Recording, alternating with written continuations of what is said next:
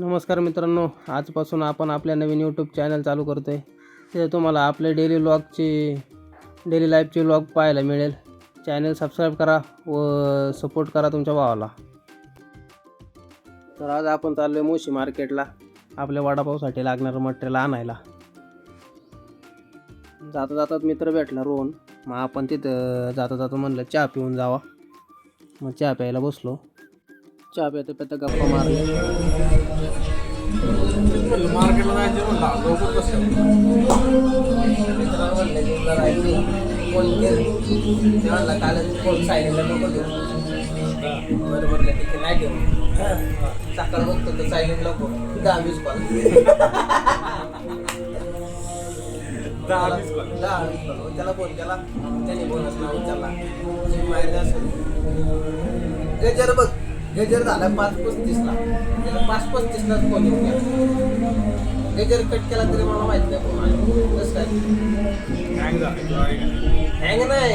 गजर कट केला तर फोन आला काय कळालं लगेच 2-4 सेकंद. तू त्याला फोन गजर समजूनच कट केलाय.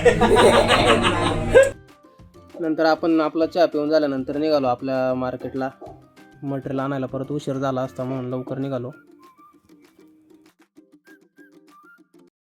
मित्रांनो पोचलो आपण मोशी मार्केटला. तर या मार्केटला सगळं पंचक्रोशीतून म्हणजे पिंपरी चिंचवडमधून बरेच जण येतात भाजी न्यायला. व्यापारी पण इथूनच माल नेतात सकाळी. मग आपण आपल्या पिशव्या घेतल्या आणि गेलो आपल्याला जे जे लागते ते मटेरियल घ्यायला.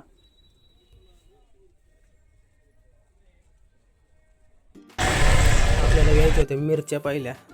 मग आपण त्या मार्केटमध्ये शोधल्या मिरच्या. कुठेही सगळीकडे सापडतात पण काय रेट कमी जास्त करून घ्यावा लागतो. मग आपल्याला मिरच्या दिसल्या एका ठिकाणी. त्या मिरच्या विचारल्या तर त्या 80 रुपये किलो.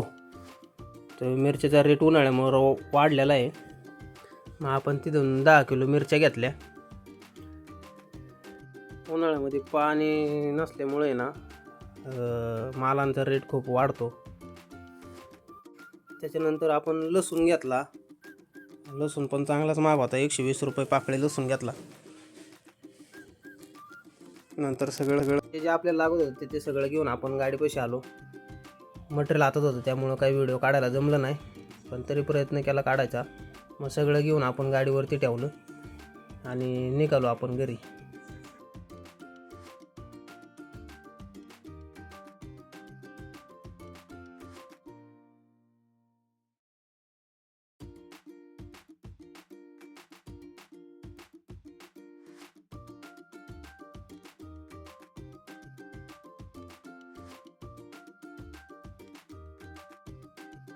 पोचलो आता आपण आपल्या घरी. मग ते सगळं मटेरियल घेऊन घरात गेलो. घरात मटेरियल ठेवलं आणि लगेच निघालो कारण स्वामींचं दर्शन घ्यायचं होतं. आज स्वामींचा प्रकट दिन होता. मग आपण लगेच केंद्रात जायला निघालो. रोज स्वामींचं दर्शन घेतल्याशिवाय आपल्याला एक तर दिवस जात नाही. पोचलो आपण आता स्वामींच्या मठात. तिथे गेल्याच स्वामींची आरती चालू होती.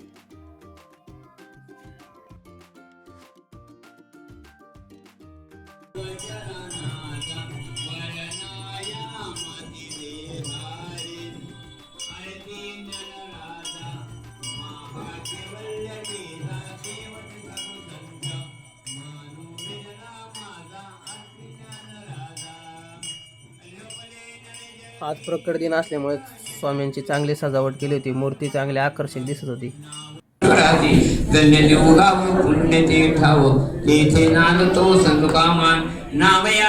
महापुण्य राशी नमस्कार माझा दर्शन घेतल्यानंतर आपण घरी निघालो.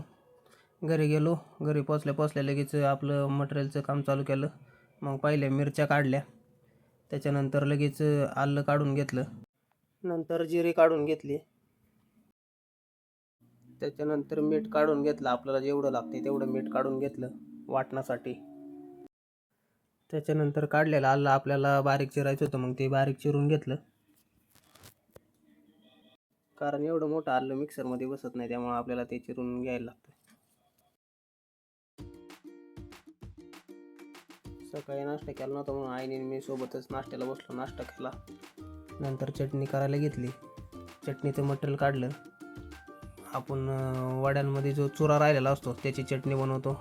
त्याच्यात पाव टाकून आपण मस्तपैकी एकत्र करून सगळं मिक्सरमध्ये बारीक केलं व त्याची चटणी बनवली.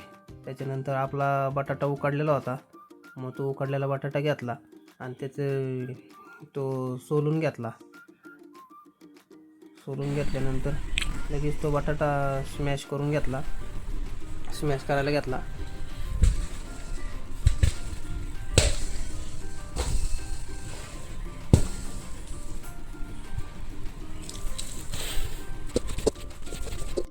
आता आपला बटाटा स्मॅश करून झालेला आहे. त्याच्यानंतर आईला परतायला दिला बटाटा, कारण मला परतता येत नाही. मग आईने तो बटाटा परतून दिला मला.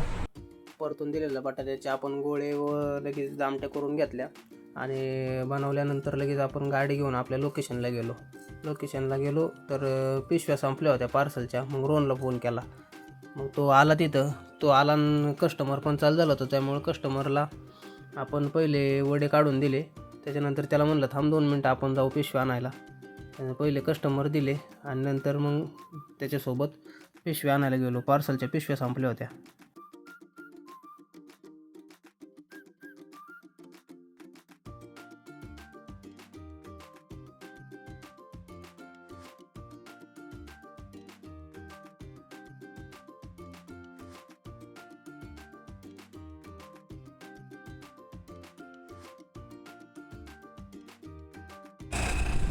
कस्टमरला वडापाव दिल्यानंतर मी लगेच त्याला म्हणलं चल पार्सलच्या पिशव्या घेऊन येऊ.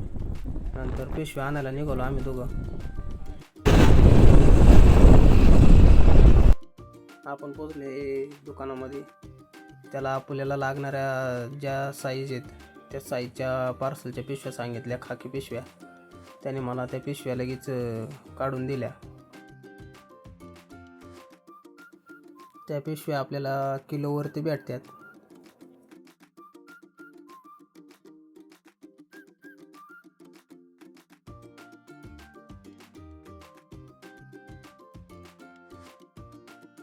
त्याच्यानंतर पार्सलच्या पिशवी घेऊन आपण लगेच निघलो, कारण कस्टमर चालू झालं होतं.